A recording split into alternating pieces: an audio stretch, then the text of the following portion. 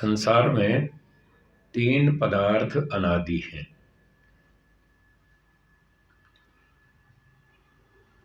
ईश्वर, जीव और प्रकृति।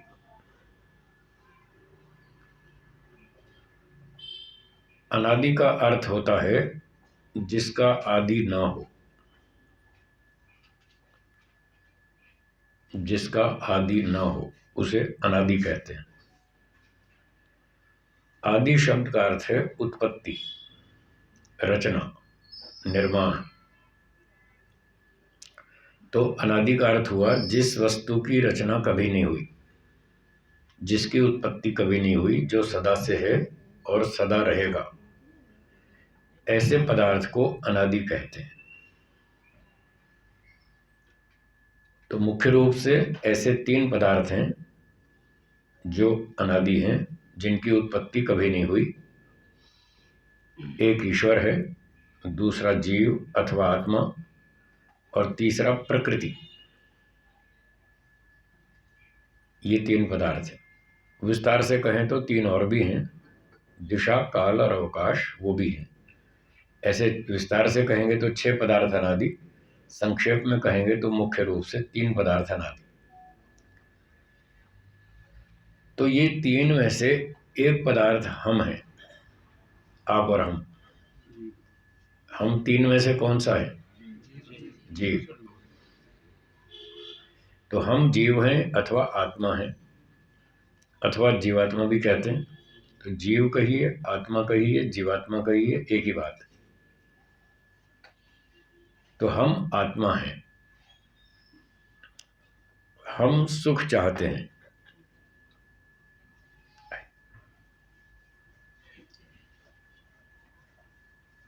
मैं तो सुख चाहता हूं। आप चाहते हैं या नहीं चाहते? आप भी चाहते हैं, ठीक। सभी लोग सुख चाहते हैं। कितने प्रतिशत सुख चाहते हैं? 50, 60, 80 या 100? 100, ठीक। यहाँ मिलता है संसार में 100% सुख मिलता है? नहीं मिलता। और दुख को हम नहीं चाहते। हम में से कोई भी दुख भोगना नहीं चाहता। 1% भी दुख भोगना नहीं चाहते। दुख से छूटना चाहते हैं। कितने प्रतिशत छूटना चाहते हैं? 100। ऐसा कोई व्यक्ति दिखता है संसार में जो 100% दुख से छूट गया हो? ऐसा नहीं दिखता। तो हम दो चीजें चाहते हैं, 100% सुख मिलना चाहिए, 100% दुख छूटना चाहिए। और ये दोनों बातें संसार में नहीं होती। कभी कभी थोड़ी देर के लिए हो जाती है। 5-6 घंटे के लिए आप दुख से छूट जाते हैं जब आप रात को सो जाते हैं। अच्छी गहरी सात्विक निद्रा आती है, कोई टेंशन नहीं, कोई चिंता नहीं, सारे दुख खत्म हो जाते हैं, सब भूल जाते हैं। 5-6 घंटे के लिए होता है। और अच्छी नींद आए तो थोड़ा सुख भी मिलता है, ये ठीक है। पर क्या हम 5-6 घंटे का ही सुख चाहते हैं या लंबा करोड़ों साल तक? क्यों जी? लंबे समय तक चाहते हैं तो 5-6 घंटे से तो काम नहीं चलता। जागृत अवस्था में चाहते हैं, सोते हुए नहीं। जागृत अवस्था में करोड़ों अरबों खरबों वर्षों तक, लंबे समय तक सुख चाहते हैं। ऐसा यहां संसार में संभव नहीं है। तो प्रश्न उठता है कि क्या ये सिर्फ हमारी कल्पना है या कहीं और संभव है? संसार में तो नहीं है। पूरे होश में हों, जागते हों और खूब अच्छा बढ़िया सुख प्राप्ति करें, पूरी तृप्ति हो जाए, सब इच्छाएं समाप्त हो जाएं, शांत हो जाएं, ऐसा लंबे समय तक यहाँ संसार में तो संभव नहीं। तो फिर कहाँ संभव है? या तो कल्पना है या कहीं और संभव है। आपको क्या लगता है, ये सिर्फ कल्पना है या कहीं संभव भी है? है। कहाँ पर? मोक्ष। ठीक बात। मोक्ष में ये संभव है कि अरबों खरबों वर्षों तक लगातार सुख भोगेंगे, बढ़िया सुख भोगेंगे, सब दुखों से छूट जाएंगे, पूरे होश में रहेंगे, मोक्ष में संभव है। तो संसार में रहना ठीक है या मोक्ष में रहना ठीक है? मोक्ष में रहना ठीक है, तो तैयारी करो, मोक्ष की तैयारी करो, नहीं तो फिर यहाँ तो टेंशन रहेगी, छूटने वाली नहीं। इसीलिए तो आए हैं। बहुत अच्छा। स्वामी जी उस तैयारी में यहाँ पे भी दुख कम हो जाएगा, आगे पूरा छूटेगा, यहाँ भी काफी कम हो जाएगा। पूरा नहीं छूटेगा, बहुत सारा तो यहीं छूट जाएगा। अच्छा बढ़िया ढंग से जिएंगे, शांति से जिएंगे, कम से कम दुखी होंगे, कम से कम टेंशन होगी, और मोक्ष में तो पूरा ही छूट जाएंगे। और नहीं तैयारी करेंगे तो यहाँ ज्यादा दुखी, और वो भी गया, वो तो गया सो गया, और यहाँ ज्यादा दुखी रहेंगे, और फिर आगे पता नहीं लाखों करोड़ों जन्मों तक यहीं दुख भोगते रहेंगे, वो छूटेगा नहीं। इसलिए मोक्ष की तैयारी करनी अच्छा है, वो अधिक अच्छा है, मोक्ष प्राप्त करना चाहिए। अब उसका रास्ता क्या है, कैसे पहुंचेंगे मोक्ष तक? उसका रास्ता ईश्वर ने वेदों में बताया है। उस रास्ते का नाम है योग विद्या। क्या नाम है? योग विद्या। ईश्वर ने वेदों में बहुत सारी विद्याएं बताई, गणित, भूगोल, खगोल, वाणिज्य, खेती करना, अकाउंट्स लिखना, व्यापार करना, सब बताई, खाना पकाना, सड़क बनाना, बिजली बनाना, सब बताया। और एक विद्या ये भी बताई मोक्ष प्राप्ति की, कि जन्म मरण से कैसे छूटे। मोक्ष का मतलब है छूटना।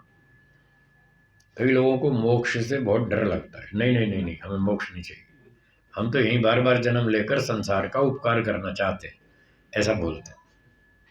तो ये झूठ है, झूठ बोलते हैं ऐसे लोग जो कहते हैं हमें मोक्ष नहीं चाहिए। या तो वो मोक्ष को समझते नहीं, और या फिर वो मोक्ष की तपस्या से घबराते हैं, इसलिए कहते हैं नहीं नहीं नहीं, मोक्ष नहीं चाहिए। वो अंगूर खट्टे वाली बात है, लोमड़ी के हाथ में अंगूर नहीं आए तो उसने कहा छोड़ो, ये तो खट्टे हैं, ये क्या खाएंगे, हाथ में नहीं आए तो खट्टे हैं, और हाथ में आता थे तो मीठे थे। तो जो लोग या तो मोक्ष को समझते नहीं मोक्ष क्या है, या तो वो लोग विरोध करते हैं नहीं नहीं हमें मोक्ष नहीं चाहिए,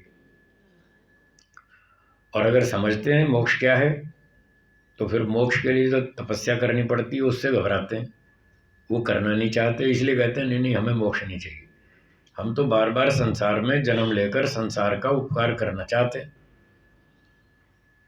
जो लोग ऐसा उपकार करना चाहते हैं उनसे मेरा प्रश्न है, वो क्यों उपकार करना चाहते हैं, क्या उद्देश्य है उपकार करने का? बोलिए डॉक्टर साहब, क्या उद्देश्य है? ऐसी परिस्थिति अनुकूल हो जाए कि मोक्ष प्राप्ति के हम मार्ग पर चल सकें। तो फिर लक्ष्य तो वही रहा ना, मोक्ष। तो फिर झूठ क्यों बोल रहे हैं मोक्ष नहीं चाहिए? परोपकार करना तो मोक्ष का साधन है, 9वें समुल्लास में लिखा है, उसी से तो मोक्ष मिलता है। एक तरफ कह रहे हैं हमें परोपकार करना है, दूसरी तरफ कह रहे हैं कि मोक्ष नहीं चाहिए, ये तो विरुद्ध बात है, अपनी बात का खंडन स्वयं कर रहे हैं। परोपकार करना मोक्ष में सहायक है, बाधक नहीं है, उसका उद्देश्य मोक्ष प्राप्ति है। चाहे अगला जन्म अच्छा हो चाहे मोक्ष हो, दोनों ही अच्छे हैं, दोनों ही चाहिए, और दोनों परोपकार से मिलते। यदि सकाम भावना से कर्म करेंगे तो अगला जन्म अच्छा मिल जाएगा, निष्काम कर्म करेंगे तो मोक्ष मिल जाएगा, तो वो तो बाधक नहीं। इसलिए ये भ्रांति वाली बात है, खुद भ्रांति में बैठे हैं और भ्रांति फैला रहे हैं कि हमें मोक्ष नहीं चाहिए, सबको चाहिए, क्योंकि मोक्ष का मतलब है दुख से छूटना। मोक्ष का जो शब्दार्थ है वो है छूटना, मोक्ष मुक्ति, छूटना। किससे छूटना?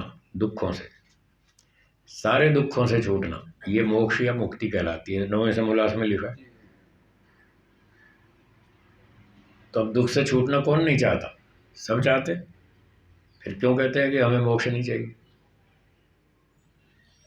तो सबको मोक्ष चाहिए। मैं तो कहता हूँ चींटी, कुत्ता, गधा, हाथी, बंदर, सुअर, उल्लू को भी चाहिए, सबको चाहिए। क्या वो दुख भोगना चाहते हैं? कोई भी नहीं चाहता, वो भी सुख भोगना चाहते, बढ़िया सुख प्राप्त करना चाहते तो हैं, पर उनमें साधन सामर्थ्य नहीं है। इसलिए कुत्ते, गधे, उल्लू की योनि से सीधा मोक्ष में नहीं जा पाएंगे, साधन सामर्थ्य नहीं है। उनको अपना दंड भोग के वापस लौट के मनुष्य बनना पड़ेगा, और मनुष्य बन के फिर यहाँ तपस्या करेंगे, साधना करेंगे, फिर मोक्ष में जाएंगे। ऐसे जाएंगे सब के सब, बारी बारी से जाएंगे, एक साथ नहीं जाएंगे। ऐसे बहुत सारे लोग शंका उठाते रहते हैं। एक व्यक्ति ने कहा जी सारे मोक्ष में चले जाएंगे तो संसार कैसे चलेगा। मैंने कहा अच्छा, आजकल आप चला रहे हैं क्या संसार? आपको क्या टेंशन हो रही है संसार चले ना चले? आपको क्या टेंशन है? जो संसार चला रहा है ये तो उसको सोचना है, अगर सारे मोक्ष में चले गए तो मेरी दुनिया कैसे चलेगी? क्यों जी, संसार आप चलाते हैं या ईश्वर? तो ये तो उसको सोचना। आप तो अपना मोक्ष की तैयारी करो, आप तो अपना काम देखो, मुझे जो चाहिए मैं तो वहां जाऊं। वो भगवान की चिंता है कि दुनिया कैसे चलेगी। और उसका उत्तर ये है कि सारे लोग एक साथ मोक्ष में नहीं जाएंगे, इसलिए आप बिल्कुल टेंशन ना करें। दुनिया कैसे चलेगी? खूब चलेगी। मैं स्टैम्प पेपर पे गारंटी लिख कर देता हूँ, दुनिया खूब चलेगी। आप कहते हैं सारे मोक्ष में, मैं कहता हूँ 1 करोड़ में 1 आदमी नहीं दिख रहा मोक्ष में जाने वाला, आप सारे की बात कर रहे हैं। अच्छा चलो, औरों की बात छोड़ो, यहाँ कितने 50 लोग बैठे हैं, 40-50। ये 50 लोग भी अभी मोक्ष में जाना नहीं चाहते, सारे तो ये भी नहीं जाना चाहते, बाहर वालों की तो बात ही छोड़ो। ऐसी खामखा की कल्पना करते हैं सारे मोक्ष में चले जाए। मोक्ष प्राप्ति बहुत कठिन है, सरल नहीं है, असंभव भी नहीं है। घबराने की बात नहीं है कि साहब कठिन है तो कैसे होगा। क्यों नहीं होगा, बिल्कुल होगा। और 50 काम कठिन है, आप करते जा रहे हैं, ये भी कर लेंगे। पैसे कमाना सरल है या कठिन है? फिर कोई कहता है पैसे नहीं कमाएंगे, बहुत कठिन है, हम नहीं कमाएंगे पैसे, कोई कहता है कि सब कमा रहे? बच्चे पालना सरल है या कठिन है? फिर कोई बच्चे फेंक देता है सड़क पे, हम नहीं पालेंगे, बहुत कठिन। कोई भी नहीं फेंकता, सब पालते हैं। बच्चे पालना कठिन है, सब पाल रहे हैं। मकान बनाना कठिन है, बना रहे हैं। चांद पर जाना कठिन है, जा रहे हैं। माउंट एवरेस्ट पे जाना कठिन है, वो भी कर रहे हैं। कंप्यूटर बनाना कठिन है, वो भी कर रहे हैं। मोबाइल फ़ोन बनाना कठिन है, वो भी कर रहे हैं। 50 काम कठिन है, सारे कर रहे हैं, तो एक और कर लो। मोक्ष में जाना भी कठिन है, वो भी कर लो, उसमें क्या मुसीबत है? पर करेंगे कब? जब समझ में आएगा। हाँ जी, क्या बोला? कब करेंगे? जब समझ में आएगा। जिसको जो बात समझ में आ जाती है वो उस काम के पीछे पड़ जाता है, ये सिद्धांत है। एक व्यक्ति कहता है मैं डॉक्टर बनूंगा, क्यों बनेगा भाई? उसको समझ में आ गई डॉक्टर बनने में फ़ायदा है, वो डॉक्टर बनेगा।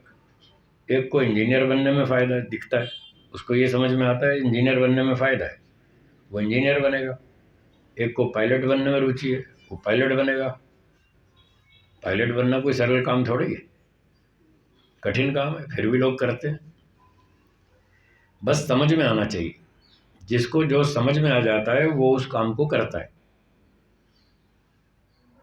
अब अगर मोक्ष भी समझ में आ जाएगा कि मोक्ष में जाने में फ़ायदा है, तो आप वो भी करेंगे। बस समझ में आने की देर है। महर्षि दयानंद जी को समझ में आ गई, वो घर छोड़ के निकल लिए। महर्षि याज्ञवल्क्य को समझ में आ गई कि मोक्ष में जाना ठीक है, वो घर छोड़ के निकल लिए। तो जिस जिसको समझ में आ जाती है वो निकल लेता है, वो फिर उसके पीछे पड़ जाता है, फिर वो उसके रास्ते ढूंढता है कि मुझे वहाँ पहुँचना है, उसका रास्ता क्या। फिर वो ठीक रास्ता ढूंढ के उस पर चलता है और वो पहुँच जाता है। तो मोक्ष में जाने में बहुत लाभ है।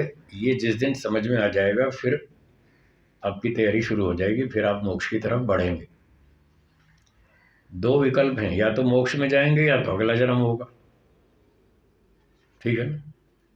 या तो मोक्ष होगा या तो अगला जन्म होगा। यदि अगला जन्म हुआ तो बहुत समस्या है। सबसे बड़ी समस्या है स्कूल जाने की।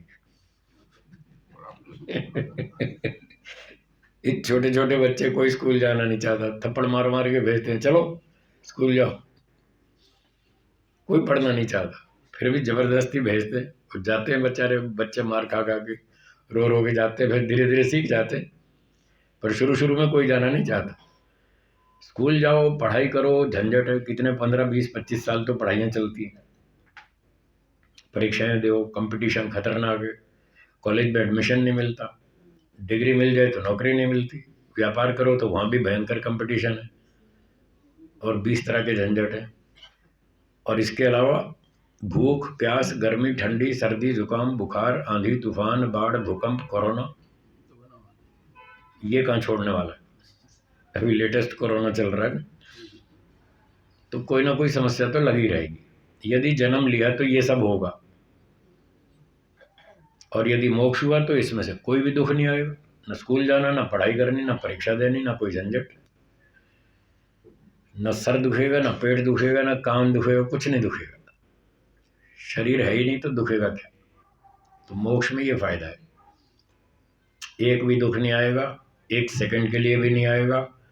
ईश्वर के साथ कनेक्शन जुड़ जाएगा, अरबों खरबों वर्षों तक ईश्वर का आनंद मिलेगा, इतना बढ़िया आनंद मिलेगा, पूरी तृप्ति हो जाएगी, फिर कोई इच्छा बाकी नहीं रहेगी।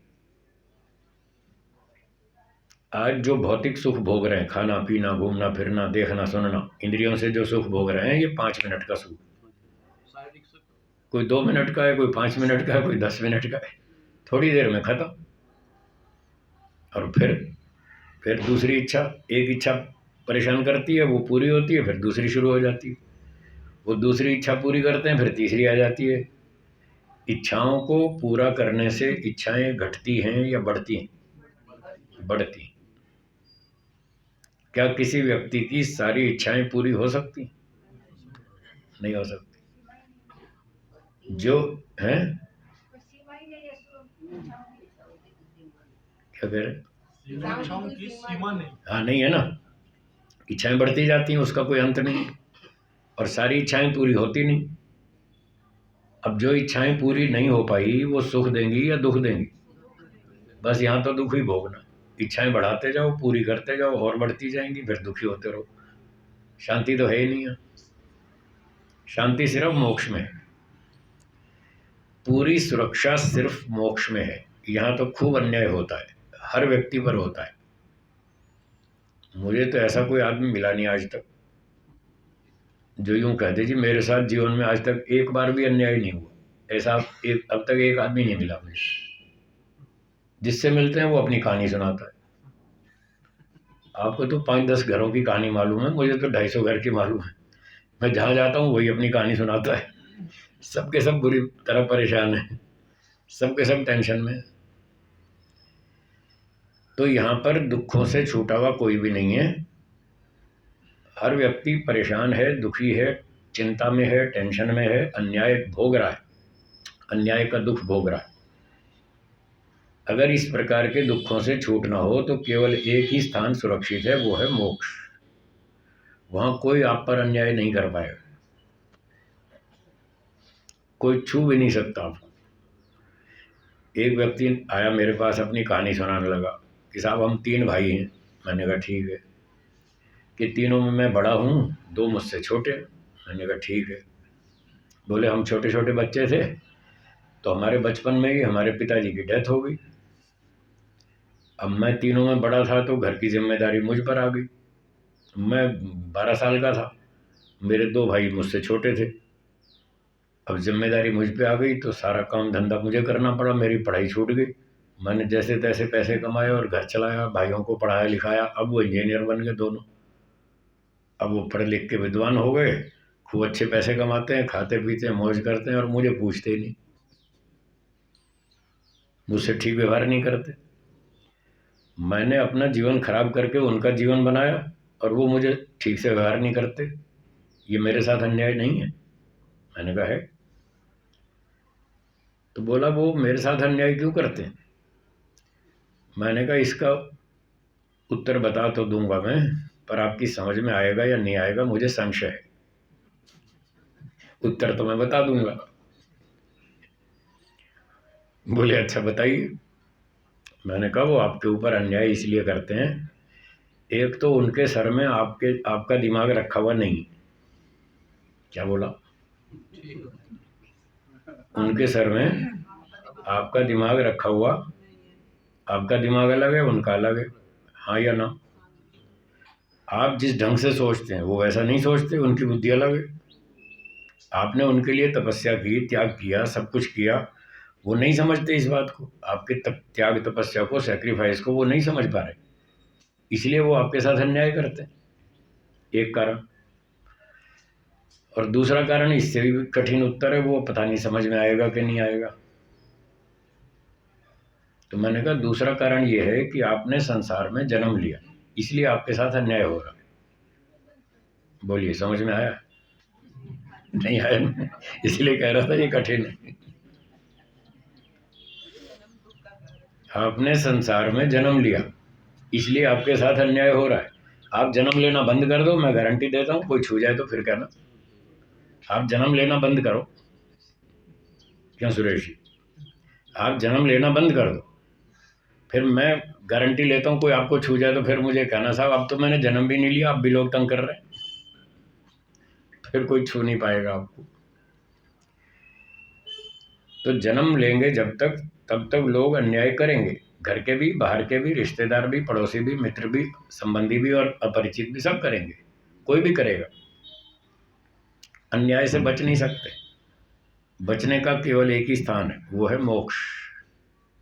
इसीलिए तो मैं जा रहा हूँ मोक्ष। मुझे समझ में आया, आपको समझ में आ जाएगा, आप भी चल दोगे मेरे साथ साथ आप भी चलोगे, मुझे तो आ गया समझ में। तो जब तक संसार में जन्म लेंगे, दूसरों का अन्याय हमको भोगना पड़ेगा। कोई जानबूझकर अन्याय करेगा, कोई अनजाने में करेगा, कोई मजबूरी में करेगा, होगा जरूर। तो इन सारे दुखों से, समस्याओं से छूटने के लिए हमें एक ही रास्ता है, मोक्ष में जाना होगा। उसका रास्ता ईश्वर ने वेदों में बताया, उसका नाम है योग विद्या। उस योग विद्या को बहुत ऋषियों ने वेदों से सीखा, पढ़ा, उसका पालन किया और लाभ उठाया, और वो मुक्ति में चले गए। और हमारे लिए वो सारी विद्या सरल भाषा में लिख गए। उस जमाने में जो जनता भाषा समझती थी, उस भाषा में उन्होंने लिख दिया। अब जमाना बदल गया, लोग संस्कृत पढ़ते ही नहीं। अब संस्कृत पढ़ते थे, संस्कृत बोलते थे, संस्कृत में व्यवहार चलता था, तो उन्होंने संस्कृत भाषा में वो सारी विद्या लिख दी। अब लोग संस्कृत पढ़ते नहीं, जानते नहीं, समझते नहीं, फिर वो मुश्किल होती है। जो लोग समझते हैं, पढ़ते हैं, वो लोग मेहनत करते हैं और वो सीख लेते हैं। तो हमने इस पर खूब मेहनत की, लगभग 40-44 साल खूब मेहनत की इस योग विद्या पर। बहुत लंबा समय हो गया गुरुजी के पास सीखते हुए। तो उसको हमने भी पढ़ा, सीखा, अध्ययन किया, चिंतन मनन किया, अभ्यास किया, प्रैक्टिकल किया। उस विद्या के कारण हम बहुत सुखी हैं। कोई चिंता नहीं है, कोई टेंशन नहीं है, कोई राग द्वेष नहीं, कोई मोह माया नहीं। 40-41 साल तो हो गए मुझे घर छोड़े, आज तक घर नहीं गया वापस। 41 वर्ष हो गए घर छोड़े, आज तक घर नहीं गया। कभी फ़ोन नहीं करता, कभी चिट्ठी नहीं लिखता घर में क्या हो रहा है। और कोई मिल जाए घर का तो वो घर की बात छेड़े तो ब्रेक लगाता हूँ, घर की बात मत सुनाओ, घर की बात मत करो, सत्संग की बात करो, शंका समाधान करो, कोई विद्या की बात करो, अध्यात्म की बात करो, घर की बात मत सुनाओ, वो नहीं सुननी। तो इस कारण से दुनिया की टेंशन से फ्री हैं, बचे हुए हैं, शांति से जी रहे हैं, अपना भी कल्याण करते हैं, दूसरों का भी करते हैं। ईश्वर की कृपा से, गुरुजनों के आशीर्वाद से इस विद्या को हमने अच्छी तरह समझने का प्रयास किया। तो हम चाहते हैं दूसरे लोग भी लाभ उठाएं, इसलिए देश भर में घूमते हैं, जाते हैं, स्थान स्थान पर जाते हैं, लोगों को बताते हैं भाई ऐसे सोचो, ऐसे बोलो, ऐसे गलतियां मत करो, अच्छे काम करो, बुराई से बचो, तो आप सुख से जिएंगे, तनाव से बचेंगे और धीरे धीरे मोक्ष की ओर आगे बढ़ेंगे। तो ऋषियों की उस परंपरा में महर्षि पतंजलि जी, उन्होंने, आपने इनका नाम सुना होगा, महर्षि पतंजलि। अब तो ये नाम बहुत प्रसिद्ध हो गया, अमेरिका तक फैल गया, सब लोग जानते हैं पतंजलि पतंजलि। हाँ, उन्होंने खूब प्रचार कर दिया।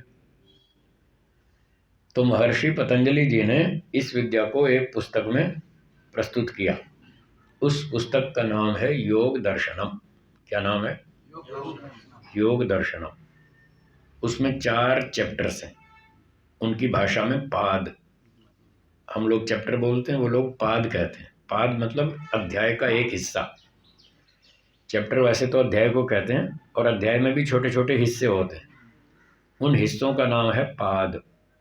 तो इस पुस्तक में एक ही अध्याय है, दो नहीं, इसलिए अध्याय शब्द लिखा ही नहीं, एक ही है। दो होते तो लिखते अध्याय पहला, अध्याय दूसरा। अब अध्याय एक ही है, इसलिए अध्याय शब्द लिखा ही नहीं। उसके 4 हिस्से हैं, इसलिए पाद ही लिखा। तो 4 पाद हैं। इन 4 पादों में महर्षि पतंजलि जी ने योग विद्या को बहुत अच्छा शुरू से आखिर तक पूरा विस्तार से समझाया। उन्होंने छोटे छोटे सूत्र बनाए। सूत्र का मतलब होता है संस्कृत भाषा में छोटे छोटे वाक्य। उसकी टेक्निक होती है, वो ऋषि लोग जानते हैं, व्याकरण शास्त्र के आधार पर वो सूत्र बनाए जाते हैं। तो ऋषियों ने, महर्षि पतंजलि जी ने वो छोटे छोटे सूत्र बनाए। 195 सूत्र हैं टोटल 4 पादों में। बाद में कुछ बेईमान लोगों ने उसमें मिलावट भी कर दी, बिगाड़ भी दिया कुछ। अब उस पर संस्कृत भाषा में बहुत अच्छा भाष्य लिखा महर्षि वेदव्यास जी ने। किसने? महर्षि वेदव्यास जी ने इस संस्कृत सूत्रों पर अच्छा सुंदर भाष्य लिखा। वो भी प्राचीन भाष्य है, प्रामाणिक है।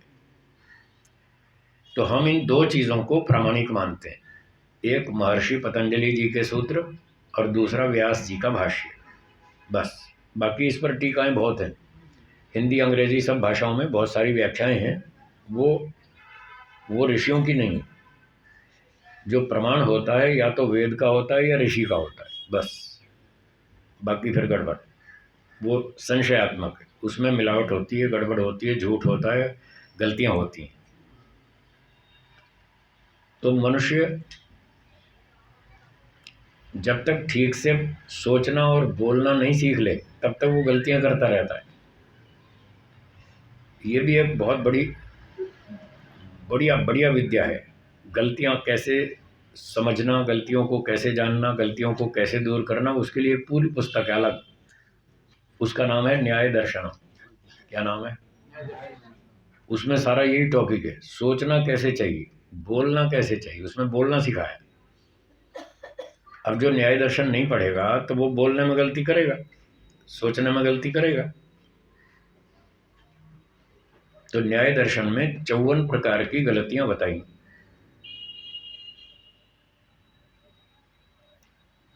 वो थोड़ा टफ सब्जेक्ट है, कठिन है। जैसे एमटेक करना कठिन है, सीए का कोर्स भी कठिन है, पर मेहनत करने वाले करते हैं और पार कर जाते हैं।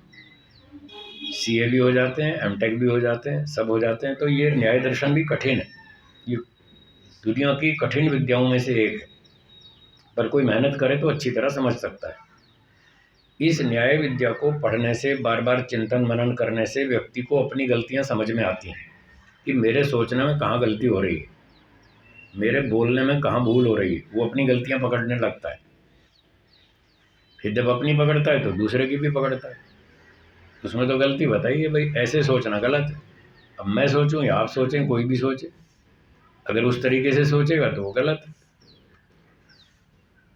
वो न्याय दर्शन में सारी 54 गलतियां बताई हैं। उस किताब को मैंने 150 बार पढ़ा है, कम से कम। कितनी बार? 150 बार। मैं उसका ऑल इंडिया में स्पेशलिस्ट हूँ और गोल्ड मेडलिस्ट हूँ। उस पर मुझे गोल्ड मेडल भी मिला है।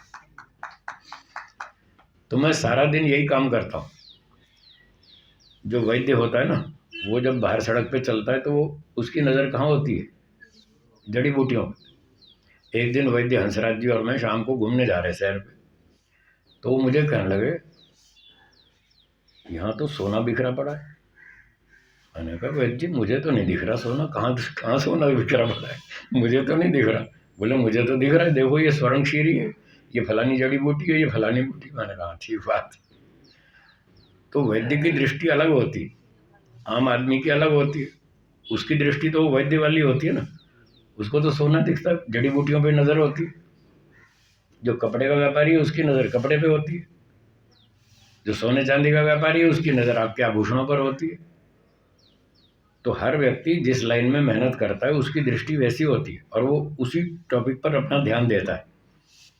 तो मेरा ये विषय था न्याय दर्शन, तो मैंने इस पर खूब मेहनत की। तो मैं भी जो लोगों की बातें सुनता हूँ तो मेरी दृष्टि वैसी होती है, इसने कहाँ ठीक बोला और कहाँ गलती की। तो मैं सारा दिन यही चेक करता रहता हूँ, अपनी गलतियाँ पकड़ता हूँ, दूसरे की पकड़ता हूँ, अपनी ठीक करता हूँ, दूसरे की करता तो हूँ, पर कोई मानता है कोई नहीं मानता, वो उसकी मर्जी है।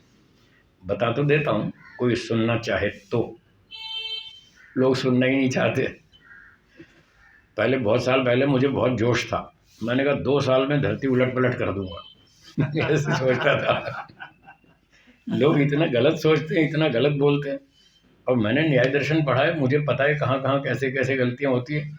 मैं 2 साल में तो धरती उलट पलट कर दूंगा, सबको ठीक ठाक कर दूंगा। फिर जब मैंने प्रचार शुरू किया तो धीरे धीरे प्रैक्टिकल अनुभव हुआ, कोई सुनता ही नहीं, कोई मानता ही नहीं। तो मैंने कहा ये तो नहीं सुधरेंगे, मैं ही सुधर जाऊँ, वही ठीक है। तो मैंने अपना ही सुधार कर लिया। अब मैं ऐसे सिद्धांत पर चलता हूँ, कोई सुनना चाहे समझना चाहे तो प्रेम से बता देता हूँ, जो नहीं समझना चाहता उसको नमस्ते, जाओ भाई अपने घर जाओ, झगड़ा नहीं करना। पर ये बात तो सही है कि जब तक न्याय विद्या नहीं पढ़ेंगे तब तक सोचना नहीं आएगा, ठीक से बोलना नहीं आएगा, व्यक्ति गलतियां करेगा। जिसने भोजन बनाना नहीं सीखा और वो भोजन बनाएगा तो ठीक बनाएगा या गलती करेगा? करेगा ना। और जिसने अकाउंट्स लिखना नहीं सीखा वो अकाउंट्स लिखेगा तो गलती करेगा। मैथ्स नहीं पढ़ा तो मैथ्स का हिसाब लिखेगा तो गलती करेगा। तो जिसने सोचना नहीं सीखा, जिसने बोलना नहीं सीखा, तो वो सोचने बोलने में गलती तो करेगा ही। अच्छा, जिसने मैथ्स पढ़ा है और उसने हिसाब में अगर गलती की और दूसरा व्यक्ति उसको समझाए, देखो आपने यहाँ पर हिसाब लिखने में गलती की है, तो उसको गलती समझ में आ जाएगी, हाँ ये बात गलत है। उसने मैथ्स पढ़ रखा है इसलिए वो समझ जाएगा कि हाँ ये गलती है। और जिसने मैथ्स नहीं पढ़ा उसको समझाने पर भी समझ में नहीं आएगा। तो जब तक आप न्याय दर्शन नहीं पढ़ेंगे तब तक आपको आपकी गलतियां भी समझ में नहीं आएंगी, क्योंकि वो सोचना और बोलना सीखा ही नहीं, वो विद्या पढ़ी ही नहीं, तो वो गलती समझ में ही नहीं आएगी। कम से कम 20 वर्ष न्याय दर्शन पर परिश्रम करें। कितने? 20 वर्ष दिन रात मेहनत करें न्याय दर्शन पे, तब आपको समझ में आने लगेगा कि हाँ मैं कहाँ गलती कर रहा हूँ, सोचने में कहाँ गलती हो रही है, बोलने में कहाँ गलती हो रही है, तब समझ में आना शुरू होगा। उसके बिना तो गलतियां ही समझ में नहीं आएंगी। तो जिसको योग सीखना हो पहले न्याय सीखना चाहिए। जिसको न्याय विद्या नहीं आती वो योग में कुशल नहीं हो सकता, क्योंकि वो गलतियां पकड़ ही नहीं पाएगा, मुझसे कहाँ भूल हो रही है। वो अपनी भूल को समझ नहीं पाएगा, उसको दूर नहीं कर पाएगा। जब अपनी भूल को दूर नहीं कर पाएगा तो प्रगति कैसे होगी? पहले थ्योरी होती है या पहले प्रैक्टिकल होता है? पहले थ्योरी होती है। अब थ्योरी ठीक हो तो प्रैक्टिकल ठीक हो सकता है। अगर थ्योरी गलत हो तो क्या प्रैक्टिकल ठीक हो सकता है? नहीं हो सकता।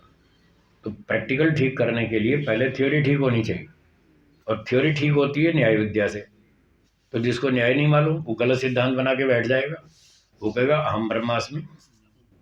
देखो भारत से अमेरिका तक करोड़ों व्यक्ति ये मानते हैं अहम ब्रह्मास्मि, मैं ही ब्रह्म हूँ। मानते हैं या नहीं मानते हैं ना? अब इनकी थ्योरी गलत है तो बताओ प्रैक्टिकल ठीक कैसे होगा? उनको हम समझाते हैं कि अहम ब्रह्मास्मि गलत है, मैं ब्रह्म नहीं हूँ, वो समझ नहीं आती उनके। क्यों नहीं आती? न्याय दर्शन नहीं पढ़ा इसलिए समझ नहीं आती। तो इन दर्शन शास्त्रों को पढ़ना चाहिए, बार बार पढ़ना चाहिए, उससे फिर बुद्धि खुलती है, समझ में आता है कि गलती कहाँ हो रही है, कैसे हो रही है, क्या गलती हो रही है। तो न्याय विद्या को भी पढ़ें, योग दर्शन को भी पढ़ें, फिर इस विद्या को समझकर अपने जीवन में प्रैक्टिकल उतारें, तो फिर हम प्रगति ठीक करेंगे। तो हमें पता चलेगा हम ठीक दिशा में जा रहे हैं या गलत जा रहे हैं, और कहाँ गलती हो रही है वो समझ में आनी शुरू हो जाएगी। महर्षि पतंजलि जी ने इस योग विद्या को योग दर्शन में बताया, तो हम अब इन सूत्रों को थोड़ा थोड़ा पढ़ने का प्रयास करेंगे, इस विद्या को समझने का प्रयास करेंगे। आपको मेरी बातें सुनने में कुछ तो पुरानी लगेंगी, वो रिपीट हो रही हैं, कुछ नई भी लगेंगी, जो पहले आपने नहीं सुनी हो, कुछ नई भी लगेंगी, कुछ समझ में आएंगी, कुछ नहीं भी आएंगी। जो बात समझ में नहीं आए अपना कॉपी पेन साथ रखें और नोट करते जाएं। बाद में आपको समय दिया जाएगा, फिर आप अपनी शंका पूछें, उसका हम उत्तर देंगे। सारी दुनिया में केवल आर्य समाज का ही एक मंच ऐसा है जहां शंका समाधान की छूट है, बाकी तो कोई छूट ही नहीं देता। प्रश्न पूछने का कोई अवसर नहीं, यहाँ हम आपको छूट देते हैं, पर यह भी आशा रखते हैं इस छूट का दुरुपयोग ना करें। कोई भी चीज़ जो छूट दी जाती है तो उसका दुरुपयोग नहीं करना चाहिए। शंका पूछें, प्रेम से पूछें, सभ्यता से पूछें, नम्रता से पूछें, समझने की दृष्टि से पूछें, लड़ाई झगड़े की दृष्टि से नहीं, मान अपमान की दृष्टि से नहीं। अपने आप को बड़ा सिद्ध करने की कोशिश ना करें, वो आप कर नहीं पाएंगे, क्योंकि जितनी मेहनत मैंने की है उतनी आपने नहीं की, ये सीधी बात। इसलिए आप मुझसे बहस करेंगे तो बहस में भी नहीं जीत सकते, क्योंकि आपको वो बहस करना आता नहीं, आपने कानून पढ़ा ही नहीं बहस का। मैं 150 बार पढ़ चुका हूँ, आपने एक बार भी नहीं पढ़ा होगा ठीक से। आप बताओ क्या टक्कर लेंगे मुझसे? इसलिए टक्कर मत लीजिएगा, आपको नुकसान होगा। आपके फ़ायदे के लिए कह रहा हूँ। हाँ, शंका समाधान करो, प्रेम से खूब करो, कोई दिक्कत नहीं। तो अपनी शंकाएं नोट करते रहें, बाद में शंका पूछें, आपको उत्तर देंगे। समझ में आए तो ठीक, नहीं आए तो अगली शंका पूछें, फिर उसका उत्तर देंगे। फिर तीसरी शंका पूछें, फिर उसका उत्तर देंगे। फिर जो उत्तर दिया जाए उसको सुनकर घर पे मनन करें, चिंतन करें, विचार करें। व्यक्ति बहुत सारी गलतियां करता है और उसको गलती 5-5, 10-10 वर्ष तक समझ में नहीं आती। 10 साल के बाद एक गलती समझ में आई तो वो क्या कहता है, ओहो ये बात तो आज समझ में आई, मैं तो पिछले 10 साल से यही मानता था। ऐसा होता है या नहीं होता है ना? अब वो 10 साल तक तो अड़ा रहा, नहीं मैं बिल्कुल ठीक हूँ, मैं बिल्कुल ठीक हूँ। वो क्यों अड़ा रहा? इसीलिए अड़ा रहा कि न्याय दर्शन नहीं पढ़ा ठीक से। वो पढ़ा होता तो जल्दी समझ में आती। पर 10 वर्ष में चिंतन करते करते, सुनते सुनते, व्यवहार करते करते, प्रैक्टिकल एक्सपीरियंस होते होते अब वो बात समझ में आई कि नहीं नहीं ये तो गलत है। तो इसलिए मेरा आपसे निवेदन है कि शंका समाधान में मेरे साथ अड़ना नहीं, हठ नहीं करना, झगड़ा नहीं करना। मैं बहुत तैयारी करके आया हूँ, खूब तैयारी करके निकलता हूँ। जैसे कोर्ट में वकील लोग बहस करते हैं ना, वो सब तैयारी करके आते हैं कि मैं ये बोलूँगा तो वो क्या बोलेगा, फिर मैं ये बोलूँगा तो वो क्या बोलेगा, मुझे क्या उत्तर देना, वो पूरी तैयारी करके आते हैं। तो मैं तो कोर्ट के वकीलों से भी ऊपर हूँ, उन वकीलों को भी पढ़ाता हूँ, हाई कोर्ट के, सुप्रीम कोर्ट के जजेस को पढ़ाता हूँ। तो मैं खूब तैयारी करके आता हूँ, इसलिए मुझसे जीतने की बात तो भूल जाओ, आप मुझसे जीत नहीं पाएंगे। जो मैं कहूँ उस पर विचार करें, मनन करें, चिंतन करें, धीरे धीरे समझ में आ जाएगा।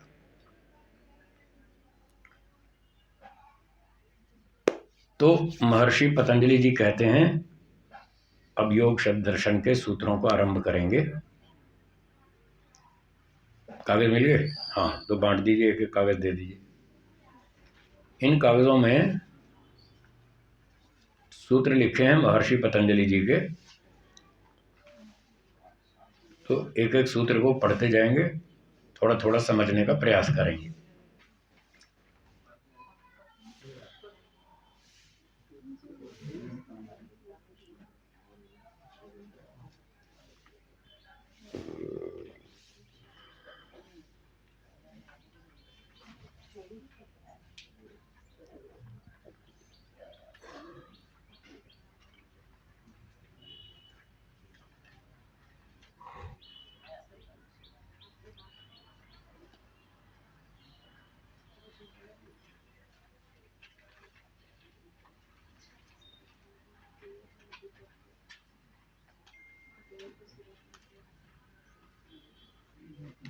हाँ, इधर भी दे दीजिए।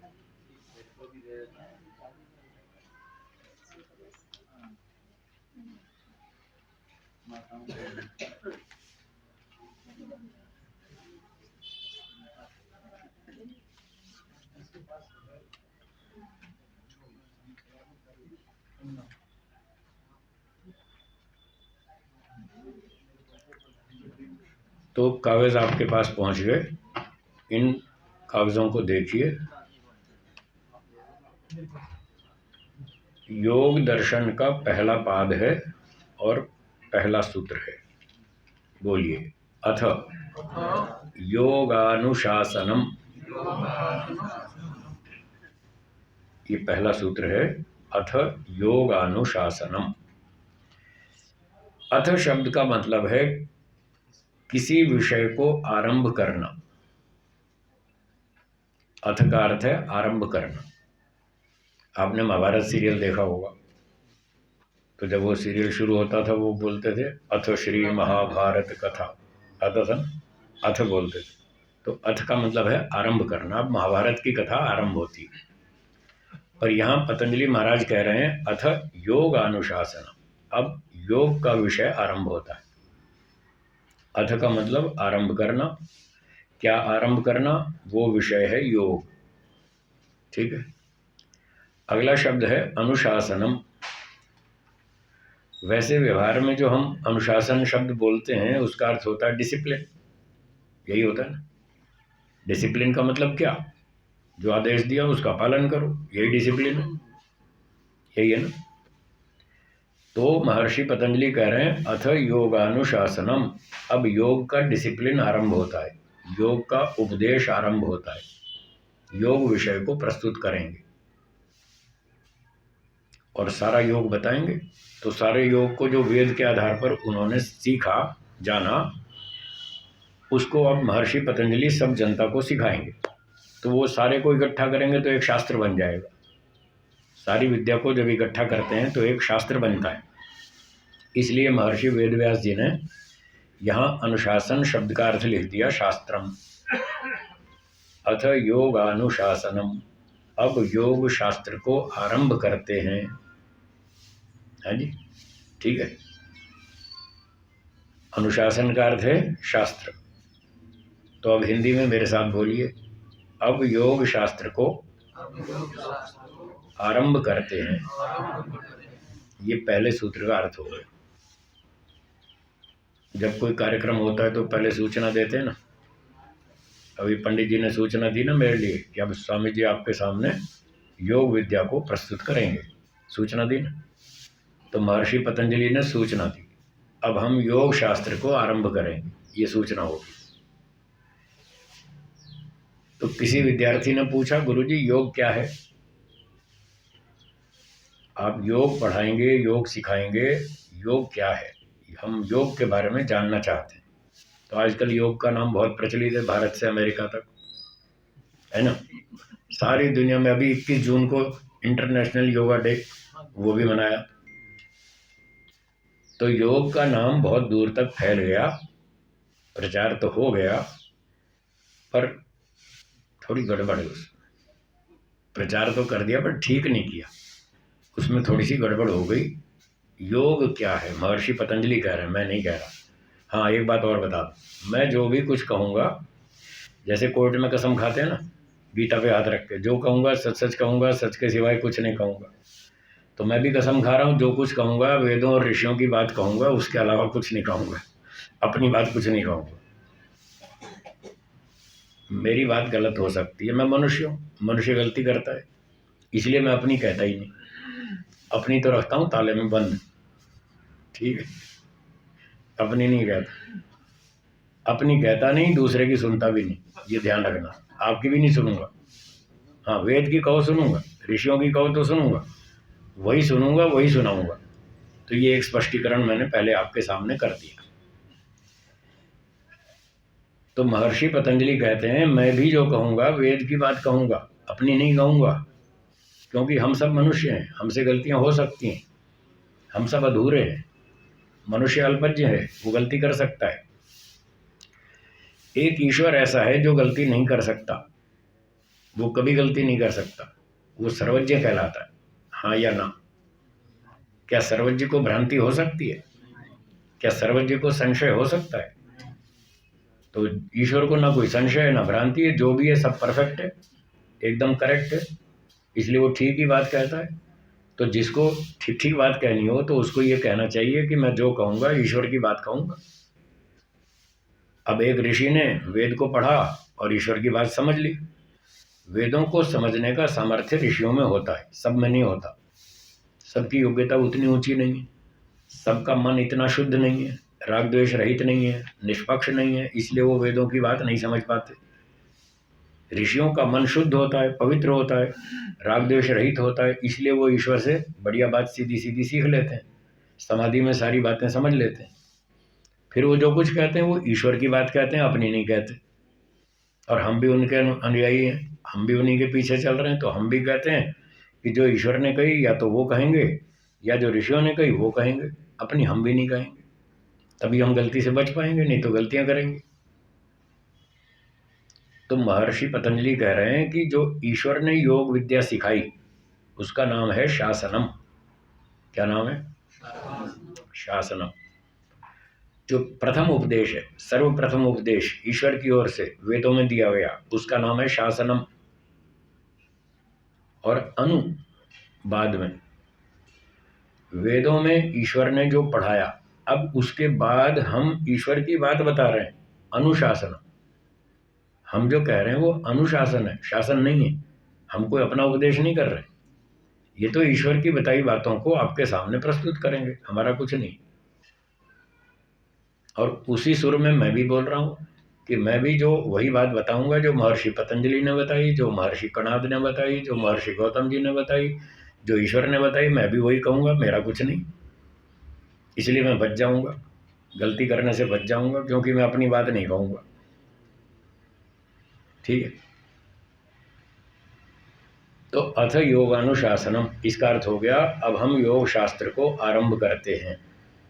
कौन सा योग शास्त्र? जो ईश्वर ने वेद में बताया था, उस योग विद्या को अब हम आपके सामने प्रस्तुत करेंगे।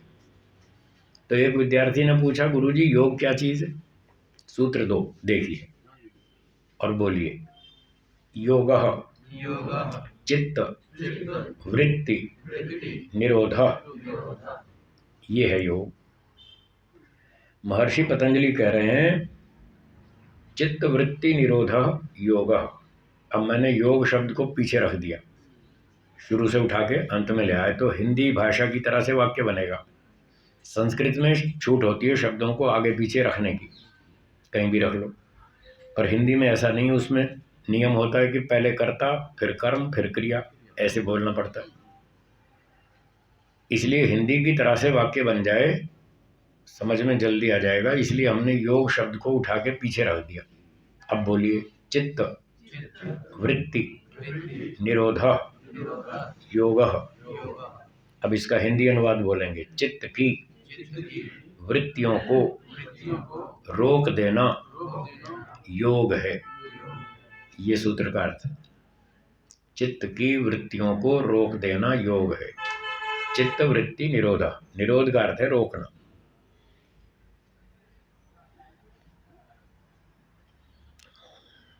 अब जो वक्ता कोई बात कहता है तो सुनने वाले को उसका अभिप्राय समझना चाहिए। एक वाक्य के अनेक भाव अभिप्राय हो सकते हैं।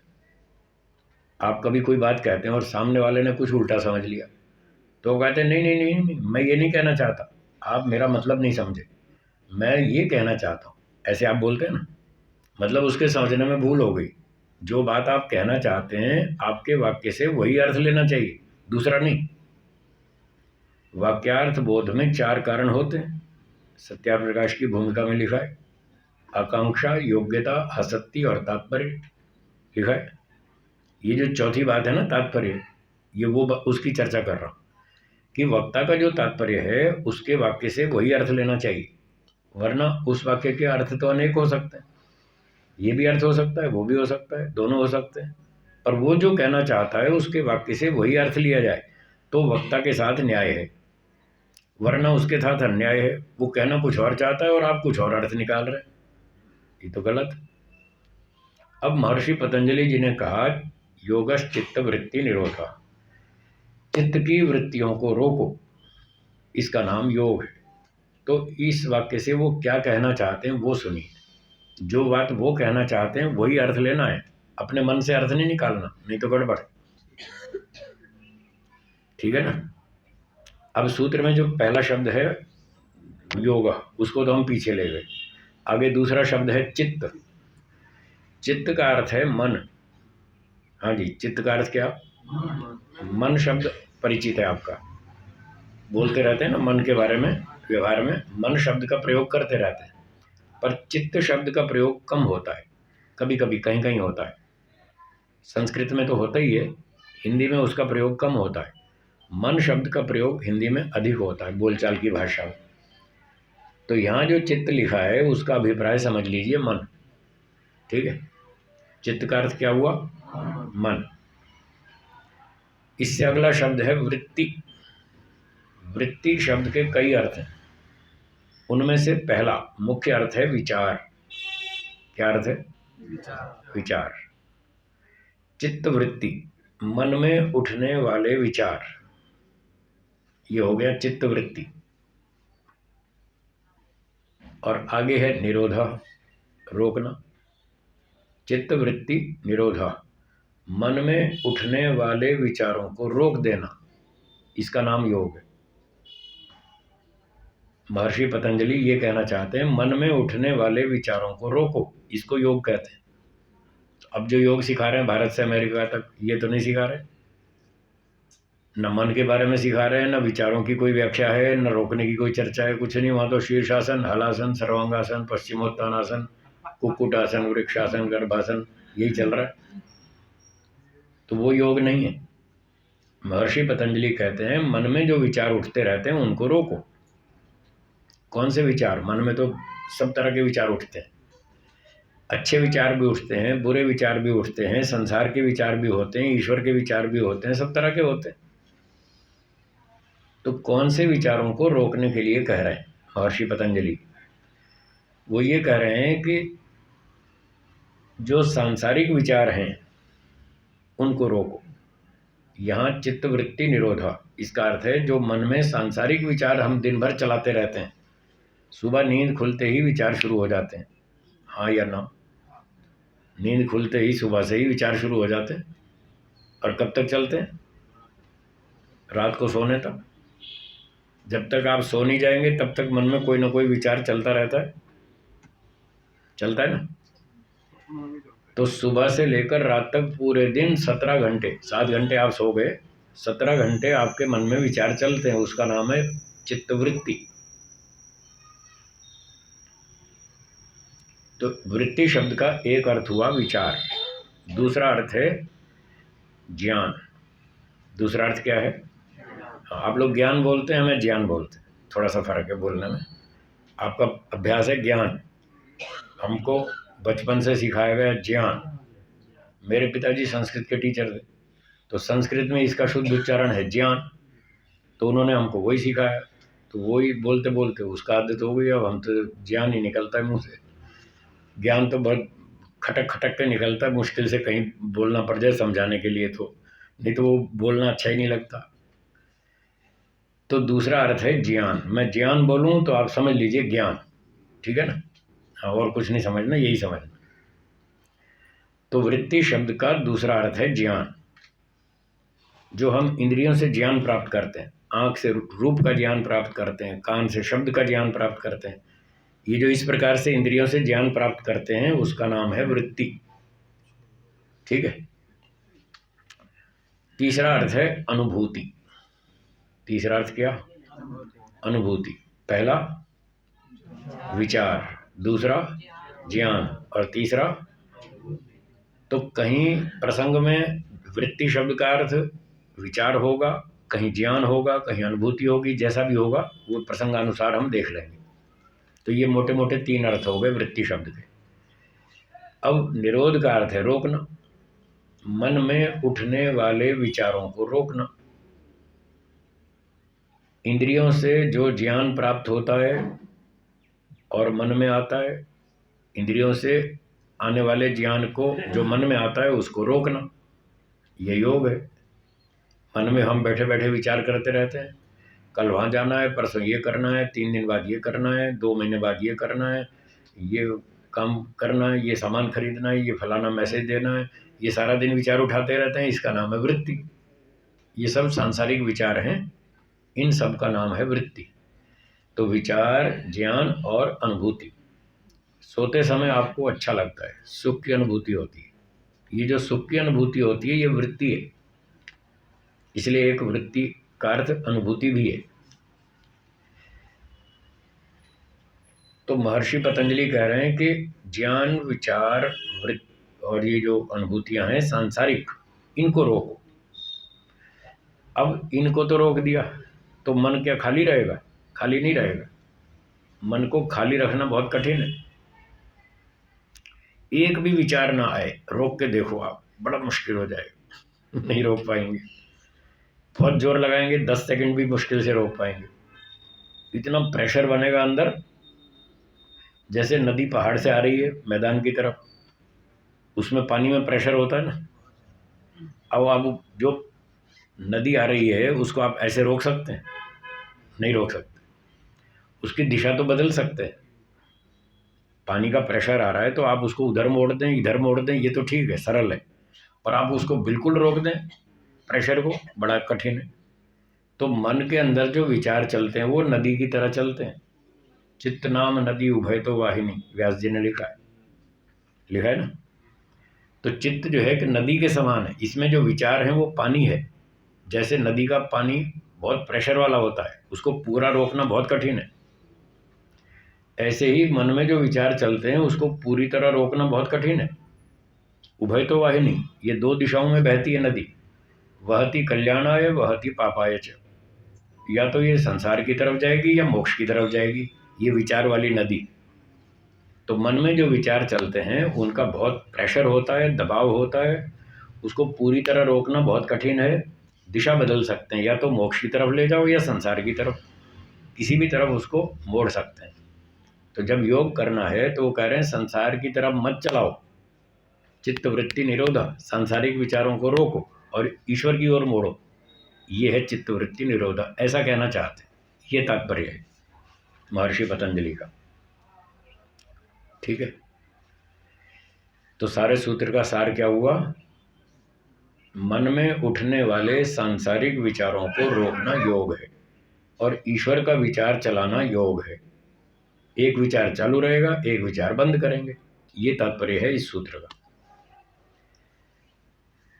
अच्छा, अब मन के बारे में विचार करेंगे। ये जो मन है, इसमें जो विचार उठते हैं, ये मन जड़ है या चेतन?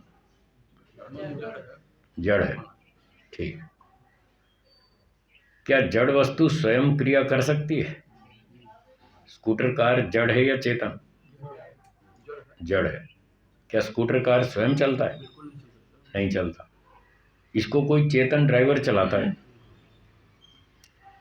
तो इस बात से क्या पता चला कि जड़ वस्तु स्वयं क्रिया नहीं कर सकती, जैसे स्कूटर कार आदि। स्कूटर कार जड़ वस्तु है, ये स्वयं क्रिया नहीं करती, कोई चेतन ड्राइवर उसको चलाता है। अब इसी नियम से देखिए, मन जड़ है या चेतन? जड़ है। क्या मन में विचार स्वयं उठेगा? नहीं उठेगा। जैसे कार स्वयं नहीं चलती, मन भी स्वयं नहीं चलेगा, वो जड़ है। कार भी जड़ है, मन भी जड़ है। कार चलाने से चलती है, तो मन भी चलाने से चलेगा। कार का ड्राइवर है, वो कार चलाता है।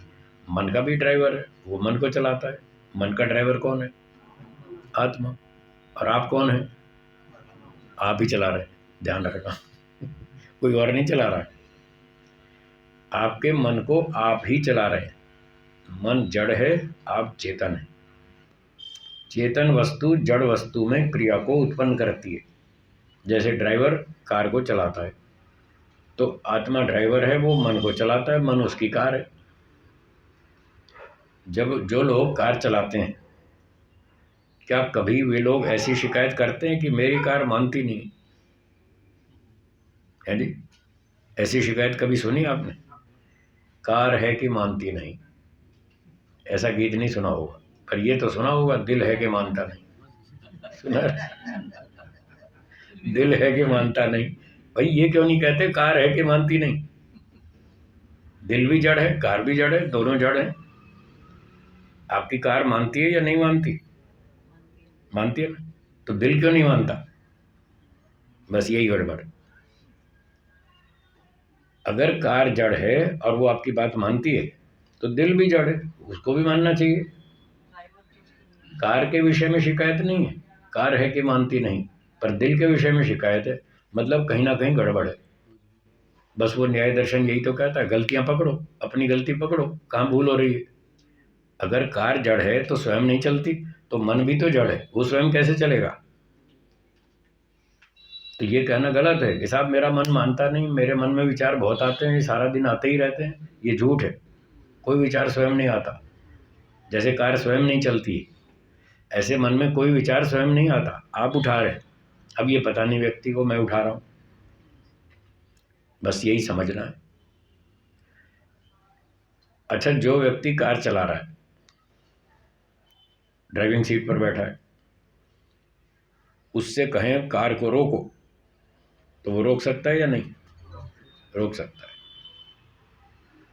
और एक व्यक्ति पिछली सीट पर बैठा है, जिसके पास कोई कंट्रोल्स नहीं कार की, उस पिछली वाली सीट वाले व्यक्ति को बोलो कि कार को रोको, तो वो रोक सकता है? न वो रोक सकता है, और न उसको कहना कोई बुद्धिमत्ता है। उसके पास कंट्रोल ही नहीं है। न वो चला रहा है, न वो रोक सकता है। जो चला रहा है वही रोक सकता है। चला रहा है वो जो ड्राइविंग सीट पर बैठा है। और हमको महर्षि पतंजलि कह रहे हैं, मन के विचारों को रोको। जो चला रहा है उसी को ही तो कहेंगे रोको। कौन चला रहा है? आत्मा। हम चला रहे हैं, तो विचारों को कौन रोकेगा? आत्मा रोकेगा। हम ही रोकेंगे, और कौन रोकेगा? जब हम ही चला रहे हैं, हम ही रोकेंगे, फिर ये क्यों शिकायत करते हैं साहब ये मन में विचार बहुत आ रहे हैं? ये सब झूठ है। कोई विचार नहीं आ रहा, आप खुद ला रहे हैं। आप ही विचार ला रहे हैं, आप ला रहे हैं, और आपको ही रोकना है। आप ही रोको। क्यों ला रहे हैं? सारा दिन सांसारिक विचार ही लाते रहते हैं, ईश्वर का विचार नहीं लाते। वो तो सुबह से शाम तक याद ही नहीं आता एक बार भी। ईश्वर तो याद ही नहीं आता। और पैसा खूब याद रहता है सारे दिन। पैसा, खाना पीना, फैशन, कपड़े, घूमना फिरना, मौज मस्ती, लेना देना, व्यापार, नौकरी, ये सब सारा दिन दिमाग में घूमता है। ईश्वर बिल्कुल नहीं आता। कोई चर्चा चल पड़े तो शायद याद आ जाए, कोई पुस्तक पढ़ने लगे तो याद आ जाए, नहीं तो याद ही नहीं आता। और पैसा बहुत घूमता है व्यापारी के दिमाग में। क्यों घूमता है? उसने अभ्यास किया। क्या किया उसने? अभ्यास किया। बचपन से बच्चे को पैसा कमाना की दिमाग बनाते हैं, तुम्हें पैसा कमाना है, तुमको सेठ बनना है, तुमको धनवान बनना है, तुमको डॉक्टर बनना है, तुमको इंजीनियर बनना है, तुमको पायलट बनना है, खूब पैसे कमाने हैं, बंगला बनाना है, कार खरीदनी है, मौज करनी। ये तो बच्चे को खूब सिखाते हैं। और ये नहीं सिखाते कि भगवान भी कोई चीज़ है, तुम्हें भगवान को भी समझना है, उसको भी जानना है, उसका भी कुछ लाभ लेना है, कुछ आनंद लेना है, ये नहीं सिखाते। और पैसे की बात बहुत सिखाते हैं। तो 20-30 साल तक बच्चा जब उसी बात का अभ्यास करता है, तो उसके दिमाग में वही विचार घूमेगा। उसने अभ्यास किया, ईश्वर के बारे में अभ्यास ही नहीं किया, तो ईश्वर का विचार मन में कैसे उठेगा? नहीं उठेगा। जो लोग ईश्वर का विचार करते हैं उनके दिमाग में ईश्वर घूमता है, जो पैसे का विचार करते हैं उनके दिमाग में पैसा घूमता है। वो तो अभ्यास की बात है। अब ईश्वर का विचार क्यों करते हैं? उनको समझ में आ गया कि ईश्वर में फायदा है। आप पैसे का विचार क्यों करते हैं? क्योंकि आपको समझ में आया पैसे में फायदा है। जिसका फायदा समझ में आएगा वो विचार घूमेगा मन में। आप ही घुमाएंगे, और कौन घुमाएगा? तो सांसारिक विचारों को यदि रोकना हो तो उसका तरीका क्या? और ईश्वर का विचार मन में चलाना हो तो उसका तरीका क्या? उसका तरीका ये है कि जिस वस्तु का लाभ आपको समझ में आता है वो विचार उठेगा। बोलिए क्या कहा? जिसका लाभ समझ में आता है उसका विचार उठेगा। जैसे धन का लाभ समझ में आ गया, वो धन का विचार सारे दिन उठता रहता है मन में। अगर धन के बजाय ईश्वर का लाभ समझ में आ जाए तो ईश्वर का विचार भी उठेगा। तो हमें ईश्वर का लाभ समझना है, यहाँ से शुरुआत होगी। ईश्वर से क्या फायदा, ये सोचना है। इसको बार बार सोचिए, एक लिस्ट बनाइए, सूची। ईश्वर से क्या फायदे, 10, 12, 15 पॉइंट्स लिखिए। उसको दिन में 3 बार पढ़िए, सुबह दोपहर शाम। जैसे ये डॉक्टर साहब 3 बार दवाई खिलाते हैं ना सुबह दोपहर शाम, ये दवाई है, ये इस बीमारी की दवाई है। ईश्वर में रुचि बढ़ जाए, संसार में रुचि कम हो जाए, इसकी ये दवाई है। 3 बार खानी है, सुबह दोपहर शाम, वो लिस्ट पड़ी है। ईश्वर से क्या फायदे? तो जितने जितने फायदे बार बार पढ़ेंगे, आवृत्ति रसकृत उपदेशात, सांख्य दर्शन में लिखा है कि शास्त्र को, उपदेश को बार बार सुनो, बार बार पढ़ो, आपको सफलता मिलेगी।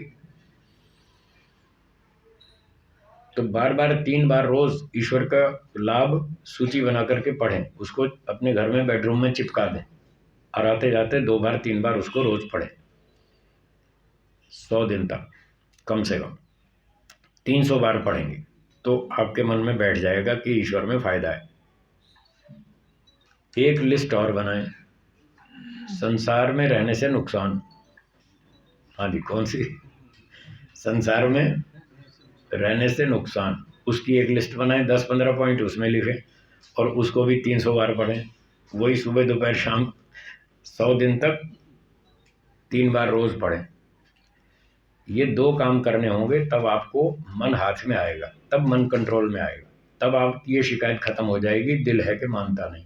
फिर खूब मानेगा, फिर खूब मानेगा। जिस वस्तु में हानि दिखती है उस ओर रुचि कम हो जाती है। जलती हुई अग्नि में हाथ डालेंगे, क्यों? उसमें हानि दिखती है ना, कि जलती हुई अग्नि में हाथ डालेंगे तो नुकसान होगा। ये आपको समझ में आ गया,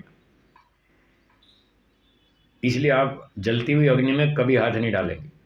इसको शास्त्र की भाषा में बोलते हैं तत्व ज्ञान। क्या बोलते हैं? तत्व ज्ञान। तत्व ज्ञान का मतलब 100% करेक्ट दिमाग में उतर गई बात, 100% डीपली उतर गई दिमाग की, हाँ ये बस बात ऐसी ही है। अग्नि में हाथ डालेंगे तो जलेगा, ये बात 100% दिमाग में उतर गई। इसका अर्थ है आपको उसका तत्व ज्ञान हो गया। तो जिस चीज़ का आपको तत्व ज्ञान हो जाएगा, फिर उसका रिएक्शन होगा। अगर वो हानिकारक है तो आप उस चीज़ को छोड़ देंगे, अगर लाभदायक है तो उसके पीछे पड़ जाएंगे। भोजन खाने में लाभ है, हाँ या ना? ये बात समझ में आ गई। इस विषय में आपको तत्व ज्ञान है। भूख लगे तो भोजन खाओ, तो आप 100% खाते हैं, रोज खाते हैं, कई बार खाते हैं। नींद आए तो क्या करना चाहिए? सो जाना चाहिए, आप सो जाते हैं। प्यास लगे तो पानी पीना चाहिए, समझ में आ गया, इसलिए पानी पीते हैं। तो जो जो काम आप करते हैं वो क्यों कर रहे हैं? आपको उस विषय में तत्व ज्ञान है, इसलिए आप उस काम को करते हैं। किसी विषय में आपको तत्व ज्ञान हुआ या नहीं हुआ, इसकी एक कसौटी है। एक होता है शाब्दिक ज्ञान, दूसरा होता है तत्व ज्ञान। हाँ, दोनों बोलिए, कौन कौन सा? हाँ, इन दोनों में अंतर है। शाब्दिक ज्ञान तो बहुत है लोगों को, पर तत्व ज्ञान उतना नहीं है, तत्व ज्ञान बहुत कम है।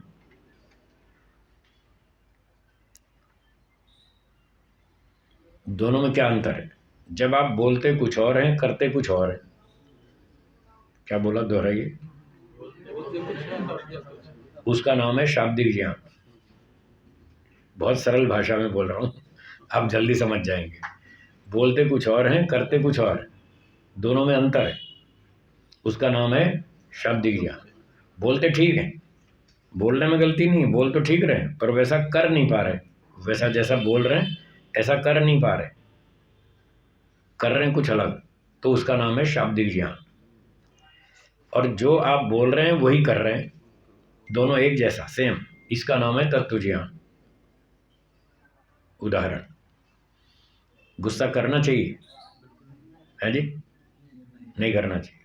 हाँ, बोल तो ठीक रहे, ठीक बोल रहे, गुस्सा नहीं करना चाहिए, फिर छोड़ दिया क्या? नहीं, झूठा ना, फिर भी करते। क्रोध नहीं करना चाहिए, बिल्कुल ठीक बोल रहे हैं, फिर भी करते हैं। ये कौन सा ज्ञान है?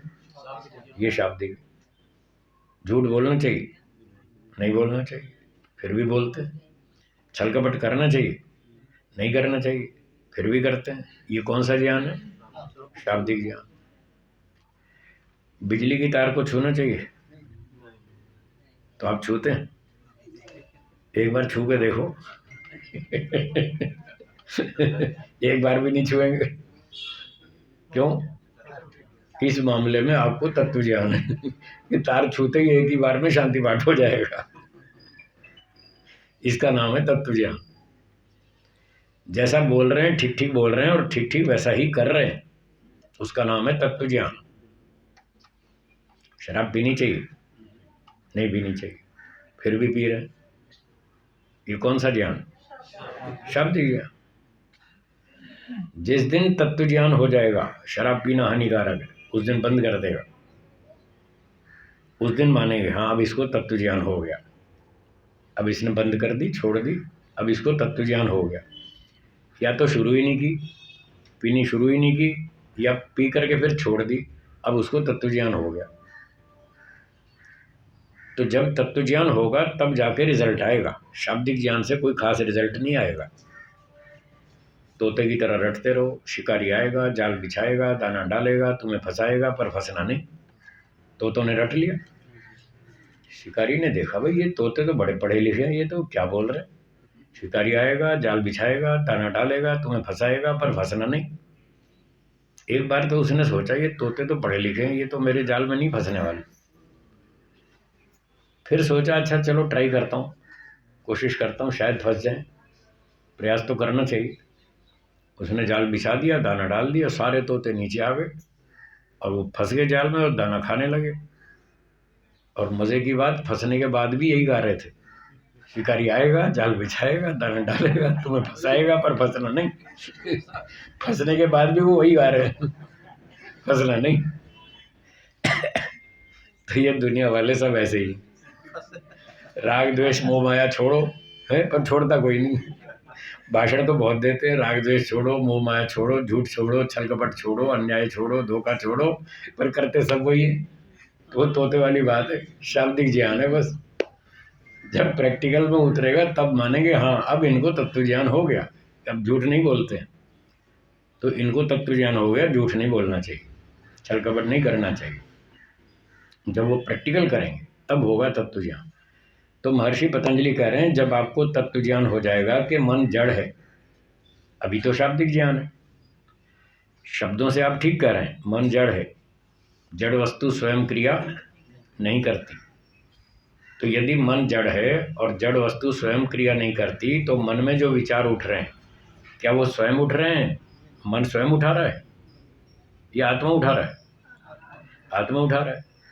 तो आत्मा उठा रहा है तो उसको सूचना दी गई, इन विचारों को रोको। यदि आपको तत्व ज्ञान है तो आप रोक लेंगे, और यदि तत्व ज्ञान नहीं है, शाब्दिक ज्ञान है, मन जड़ है, वो विचार नहीं उठाता, आत्मा उठाता है और फिर भी उठाए जा रहे हैं, रोक ही नहीं पा रहे, तो इसका मतलब शाब्दिक ज्ञान। जब हम चला रहे हैं विचार तो हमें रोकना है, तो क्यों नहीं रोक रहे भाई,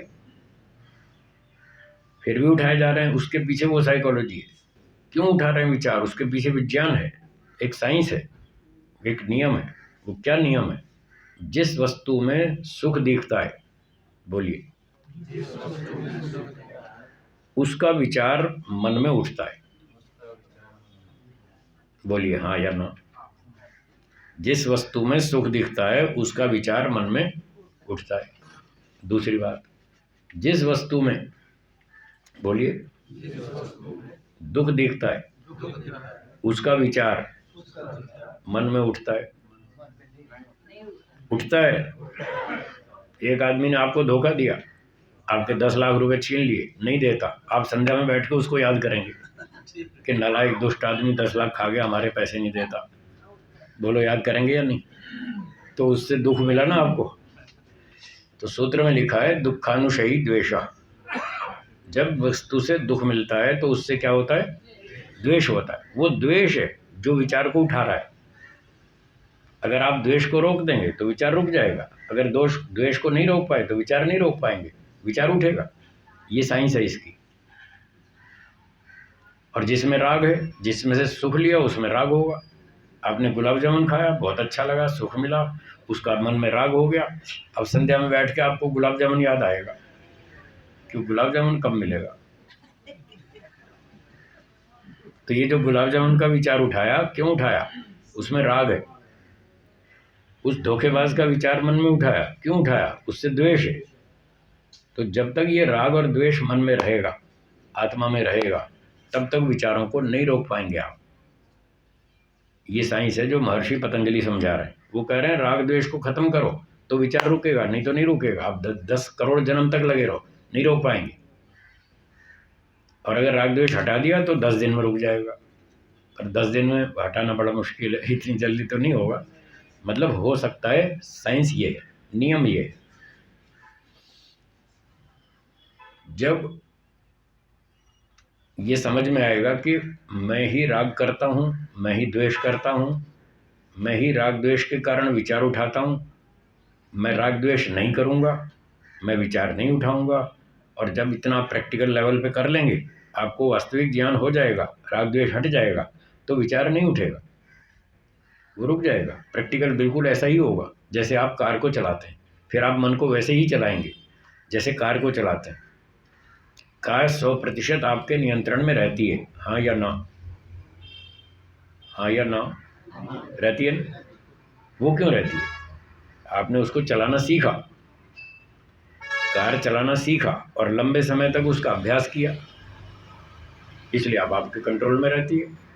विधि सीख ली और अभ्यास कर लिया, दोनों काम कर लिए, तो कार आपके कंट्रोल में रहती है। पर मन को चलाना सीखा नहीं, रोकना सीखा नहीं, मन को रोकने चलाने का अभ्यास नहीं किया, इसलिए वो कंट्रोल में नहीं रहता। अगर इसको भी सीख लें तो ये भी आ जाएगा कंट्रोल में, कार की तरह से। दोनों जड़ हैं, दोनों जड़ हैं। तो विचार क्यों उठ रहे हैं, उसके 2 कारण बताए, राग और द्वेष। हाँ जी, बोलिए कौन कौन से? राग और द्वेष। तो जब तक राग द्वेष मन में रहेगा तब तक विचार उठते रहेंगे। अब लोग कहते हैं जी हम संध्या में बैठते तो हैं पर मन तो टिकता नहीं।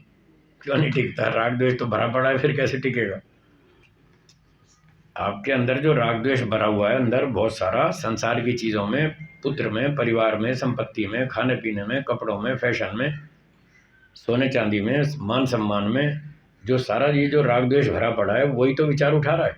अगर आप ये राग द्वेष हटाएंगे तब जाके रुकेगा, तो उसको हटाना है। उसके हटाने का उपाय है तत्व ज्ञान। क्या उपाय है?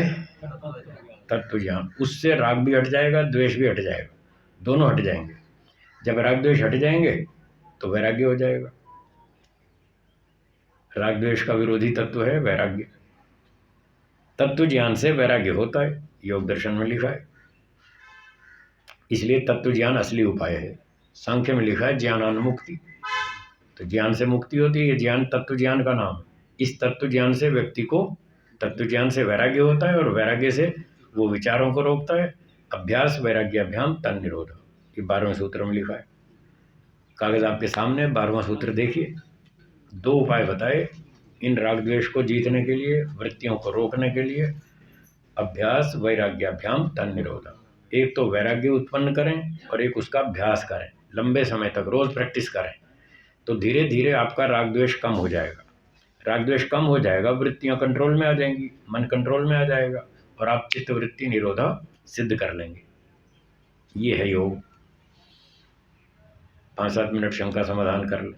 आपके मन में कुछ बातें उठ सकती हैं, उठी होंगी, कोई शंका हो तो बोलिए।